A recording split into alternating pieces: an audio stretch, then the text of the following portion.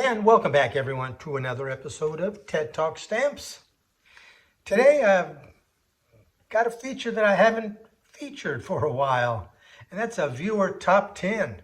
That's where one of you out there send me your list of 10 favorite stamps or stamp sets, and I'll make a nifty little slideshow and show them off for you.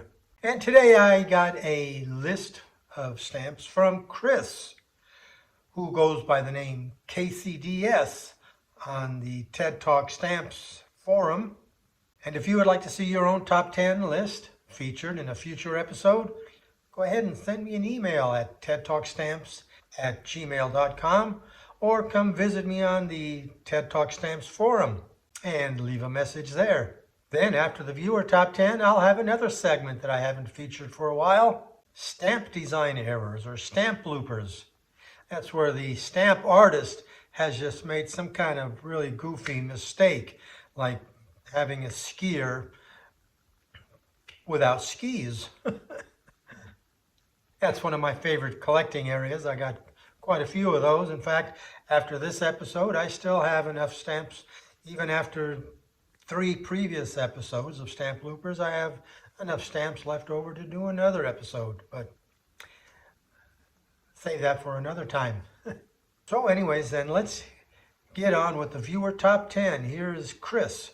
Chris's top 10 starts with this one from Argentina. It's a semi-postal or charity issue that features a fork-tailed flycatcher. And it's a nice, simple, eye-catching design, I think you'll agree.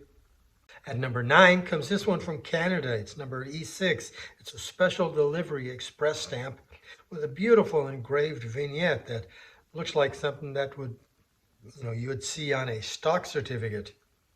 At number 8, who can resist a cute puppy like this one on Newfoundland number 58 from 1894? Number 7 on Chris's list is this pair from Bavaria, showing Santa Claus inside a Christmas wreath. Santa also happens to bear an uncanny resemblance to Bavaria's Prince Luitpold. At number 6, another one from Argentina. This one depicting a man planting the Argentine flag in the South Orkney Islands, a geographical area that's also claimed by Great Britain. Though technically it's considered part of Antarctica, and under the Antarctic Treaty, no one has a claim on it. But that's politics. At number 5, we have the Hong Kong Peace issue of 1946, showing a phoenix arising from the flames of war. This is a real beautiful set. And at number 4 is Iceland with a nice engraved issue honoring My Little Pony. This is a simple, uncluttered engraved design with great visual impact, especially in that monochrome black. I really like that. At number 3 comes this Queen Victoria stamp from Victoria, Australia. Scott number 205.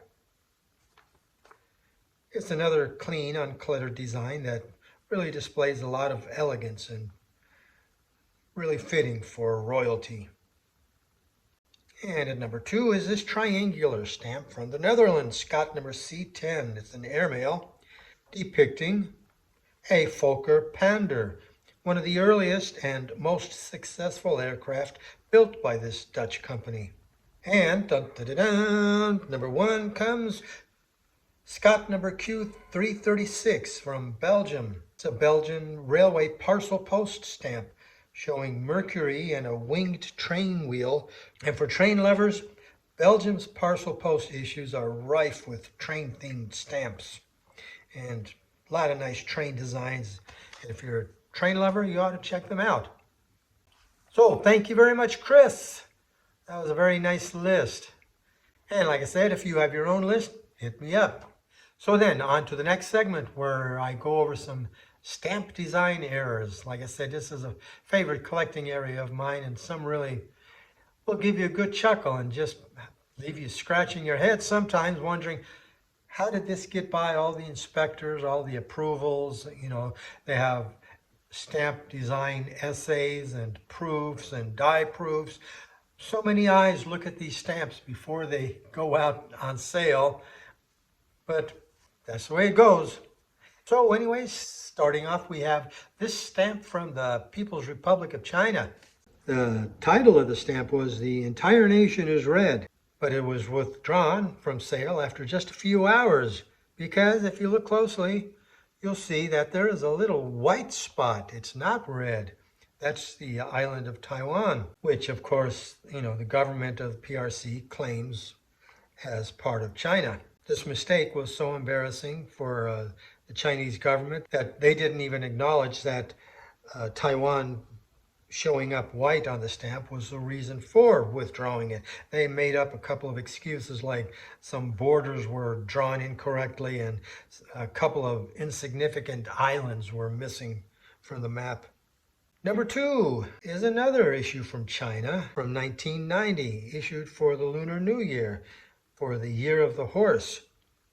If you look at the two front legs, the upraised leg has a correctly oriented forward-facing joint. You're probably tempted to say knee, but technically it's not a knee, it's actually the wrist. I looked it up, you can too. That's the wrist. And you look at the leg that's on the ground, and his wrist is turned around 180 degrees the wrong way. On the next stamp, misplaced geography is not uncommon on stamps, and the Philippines has what may be the most notorious design error in that regard.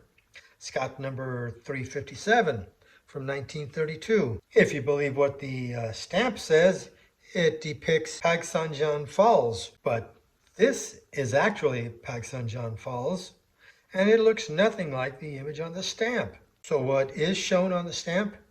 It turns out the waterfall shown is not even in the Philippines. The stamp actually depicts Vernal Falls in Yosemite National Park in California. Another geographical error was committed by Canada in 2015. The stamp supposedly shows a scene at Dinosaur Provincial Park, but it doesn't. This is Dinosaur Provincial Park, shown on a corrected stamp issued later. Now, the Olympics are a frequent victim of design errors on stamps, and in this set, issued by Togo for the 1976 Olympics, can you spot which stamp depicts a non-existent Olympic sport? If you said motocross, you are absolutely right.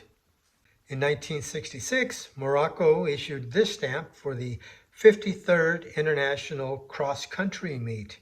Now, while that is an actual event, it actually has absolutely nothing to do with the Olympics. So those Olympic rings shown on the design have no business being there. On this U.S. Olympic stamp for the 1980 Winter Games, we see a hockey goalie defending a goal that has no net. Now, in 1946, all of the French colonies issued stamps with a common design. That's called an omnibus issue. And so the error I'm showing you is naturally going to appear on all of them. On this one, take a close look at the two camels in the front. Now count the number of camel legs you see. I'll help you. There's only 7 legs between the two camels. Now don't let this leg here throw you. It belongs to the camel that's behind them. Now here's an unfortunate anatomy error. No one's going to sneak up behind this man unheard. His ears were pinned on backwards. A few months later, Austria corrected the design and reissued the stamp. Here's another stamp design error from Austria, which came in 1969. On this stamp commemorating the 20th anniversary of the Council of Europe, the stamp depicts the flag with 12 stars. But as can be seen on this photo of the flag, all of the stars should be oriented with the top star pointing directly upward. Okay, see if you can spot the error on this stamp. Notice that while the stamp behind the magnifying glass has been enlarged, the stamp tongs have not. The tip of the tongs are the same size as the part of the tongs that are, extend beyond the magnifying glass. Okay, what do you think is wrong in the design of this stamp? What's wrong is that rubber trees do not have roots that protrude above the ground like this, as you can see in this photograph. Okay, now where's the design error here? I'll give you a hint. It's on this stamp. Another hint, it's on a black panel on the ball. Notice that all the panels on the ball should be pentagons. They should be 5-sided panels. This one was drawn as a hexagon.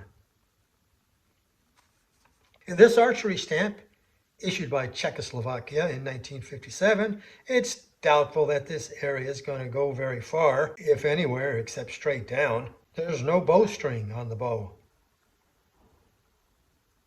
On this stamp, either someone has forgotten to secure the canoe on the beach and it's drifted away, or maybe the canoer is just lying down taking a nap. Oh, there he is. 2 years later, he woke up and he's heading back home for dinner.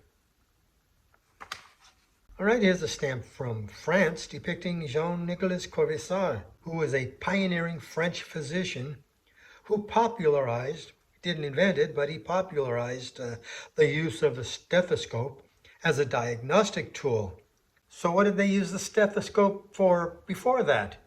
The stethoscope was used primarily for eavesdropping on conversations in the next room.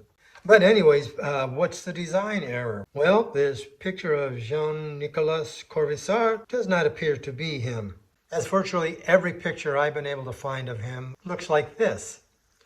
On another website, I read that the stamp actually shows Corvisart's nephew, but I wasn't able to verify that either, so there's no telling who this is. Take a look at this one. Now, one can only wonder how this plane made it into production when it's lacking a vertical stabilizer on its tail. Now, something weird and spooky is going on in this picture. Now, the native in the canoe is holding onto his paddle with his right hand positioned in front of his belly, while his reflection has that same hand held away from his body. Crazy, man. From this same set, this stamp depicts a native in a canoe holding a double-bladed oar. However, the natives only used single-bladed oars. A few years later, the whole set was reprinted to show Queen Elizabeth II, and the design was corrected. Now, I don't normally care about design errors that involve misspelled words, but this one tickled my funny bone for the irony involved, as this was produced for a campaign to minimize illiteracy, except that they misspelled the word illiteracy. All right, last one. Finally, in 1973, as part of the bicentennial series of stamps produced by the United States, this block of 4 was produced with 4 stamps in a continuous design depicting the Boston Tea Party. Look at the top right stamp, though. In the upper right corner, you'll see the moon, and you'll also see that the rigging lines on the sails go behind the moon. How else would they be able to sing that song? When the moon hits your eye like a big pizza pie, that's amore. So that's the latest segment of Stamp Design Errors. I hope you enjoyed that. The last couple of weeks I've been busy. I showed you in the last episode I bought some stamp accessories, a lighthouse binder and a lighthouse stock book and some stock pages and whatnot. And I've also gotten some paper and some document sleeves. So I'm starting to work putting together my album pages again. And in the next episode, I will show you the progress I'm making on that. So I hope you'll join me then.